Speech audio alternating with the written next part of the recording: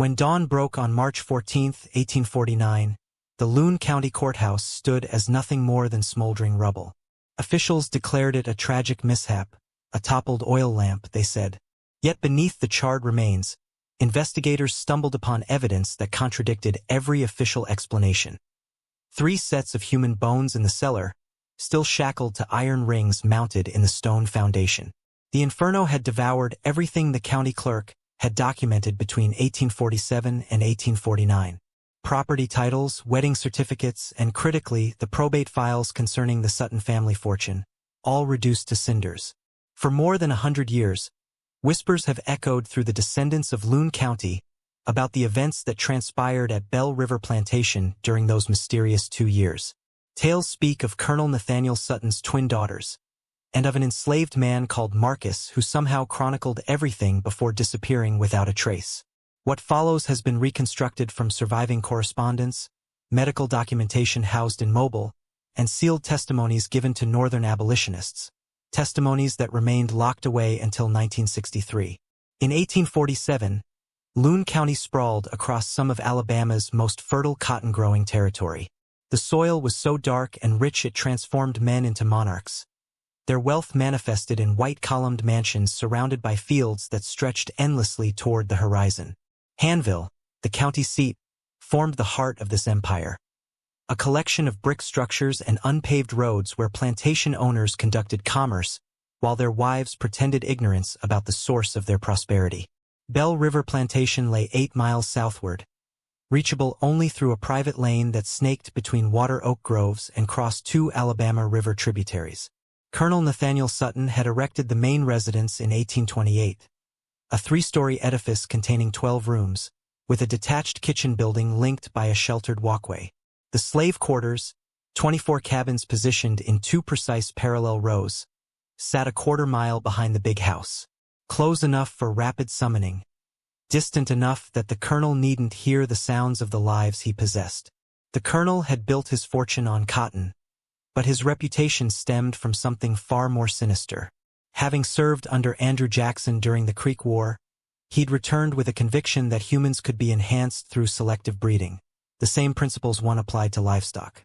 His library housed medical volumes from Philadelphia, agricultural periodicals from Virginia, and personal correspondence with university men who shared his beliefs about racial hierarchies and biological predetermination. He maintained exhaustive records, measurements, observations, family trees traced 3 generations deep. His neighbors labeled him peculiar yet brilliant. His slaves had different names for him, names never uttered where white people might overhear. The colonel never took a wife. Instead, in 1824, he'd purchased an enslaved woman named Ruth from a Charleston dealer, a woman the bill of sale described as possessing uncommonly fair complexion and Gentile bearing. Ruth bore twin daughters in 1825, Sarah and Catherine. The colonel raised them within the main house, hired tutors from Mobile to educate them, ordered fine garments from New Orleans. But he never granted them freedom, never acknowledged them as his daughters in any legal instrument. On paper, they remained his possessions, an arrangement granting him absolute dominion over every facet of their existence. Sarah and Catherine matured in strange isolation. They mastered reading and writing, watercolor painting, and pianoforte. They studied literature and mathematics, geography, and French. Yet they rarely ventured beyond the plantation boundaries. The colonel controlled every visit, every potential social interaction, screening each through his rigid standards. He told them they were exceptional, that they'd received advantages elevating them above their circumstances, but that the world beyond Bell River would never comprehend or accept them. He instructed them that safety resided in seclusion, that trust equaled weakness, and that power, however limited, represented the only currency worth possessing. The twins absorbed these lessons with frightening thoroughness. They developed their own language of looks and movements, completing each other's thoughts, sometimes maintaining silence for days while communicating solely through written notes passed across the dinner table. They dressed identically in coordinating shades, Sarah in forest green, Catherine in midnight blue. They read identical books simultaneously, one starting from the front, one from the back, converging in the middle. They shared everything. Hairbrushes, jewelry, secrets, and eventually, something far darker. Their mother Ruth died in 1839, officially from pneumonia, though the slave quarters whispered about bruises marking her arms and terror filling her eyes during her final weeks. Following her death, the colonel's grip on his daughters constricted like a hangman's rope. He installed locks on their bedroom doors, locks that opened only from the outside. He demanded weekly written reports detailing their activities, their thoughts, their dreams. He began testing them, leaving valuables in conspicuous locations to see if they'd steal, introducing them to male visitors to study their reactions, engineering situations designed to expose hidden rebellions. The plantation itself flourished during these years. By 1847, the colonel owned 63 enslaved individuals whose labor yielded 142 bales of cotton annually. He sold his harvest through factors in Mobile and reinvested profits in additional land, more slaves, more books for his expanding library.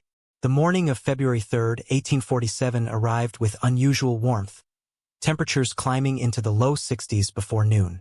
Colonel Sutton had spent the previous evening in his study, working by lamplight on correspondence with a professor at the Medical College of South Carolina. When the household staff noticed his absence at breakfast, no one thought it unusual. He frequently worked through the night and slept late. It was the overseer, Jonas Pritchett, who discovered him at 10 o'clock, collapsed in his leather chair with documents scattered across his desk, his face bearing a grayish tinge, his skin cold and waxy. Dr. Amos Grayfield arrived from Hanville 2 hours later and declared Colonel Nathaniel Sutton deceased, estimating death occurred between midnight and dawn. Heart seizure, Dr. Grayfield announced, barely examining the body. The man was 56 years old, worked himself to exhaustion. I'd warned him about his choleric temperament and excessive mental strain. The heart simply gives out. Simple as that. Yet several details contradicted this neat diagnosis. The colonel's dinner tray, delivered to the study at 8 the previous evening, sat on a side table with food barely disturbed. A coffee cup, long since gone cold, showed peculiar residue at the bottom, a fine sediment that glittered faintly in lamplight. The colonel's final letter, addressed to his Mobile attorney, remained unfinished mid-sentence. I have made certain arrangements regarding the future of my daughters which must be executed precisely as stipulated for their own protection and for the preservation of my life's work. Should any person attempt to... The sentence ended there, the pen trailing off the page as if his hand had suddenly lost all strength.